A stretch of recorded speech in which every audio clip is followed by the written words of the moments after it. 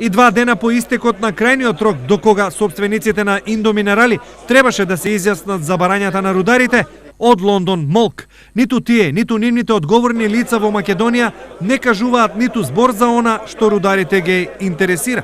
Ова рударската агонија ја продолжува поради што денес е свикан итен состанок, а за утре е најавен нов протест пред седиштето на Индоминерали.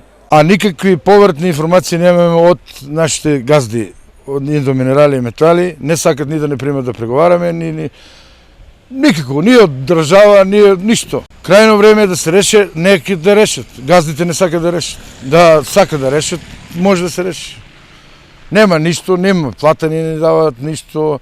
Ево, денеска и обрукот е сопренати ладно одржување. Нема обрук, превозки нема, рудникот ќе го запустиме. Додека Лондон молчи, а рударите штрajкуваат, неизвестноста во Крива Паланка и Пробишти продолжува. Па лошо е, 1000 двата рудника, сигурно 1000 души има примано.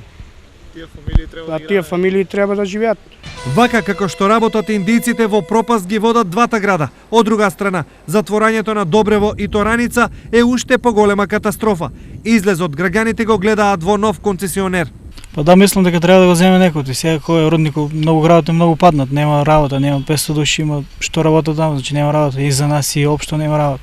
Да се реше прашањето за рудникот поскитно. Па кој сака нека биде? Ова ако не дава, треба да го земе. Зашто рудникот да не стои? Они како и земаа фирмите, пред тоа што не работеа, приватизираа ги да работиле. А сега приватизиран треба да работи. Ако не работи, да се оступи на друг газда за да работи рудникот. Ова значи дека државата треба да го прекине договорот со сегашниот концесионер. Еден од условите за одземање на концесијата е и неплаќањето на концесискиот надомест. Согласно законот, 15 дена по завршување на кварталот, доколку не биде платена концесијата, ќе треба да се раскине договорот. Исто така има во условите од договорот јасно дефинирани колку треба да бидат инвестициите, колку треба да биде бројот на вработени за да биде договорот валиден. Јас мислам дека и во овој дел имаат големи грешки. Одлуката за тоа дали индиците ќе останат во Македонија или не, неделава ќе биде тема на владина седница.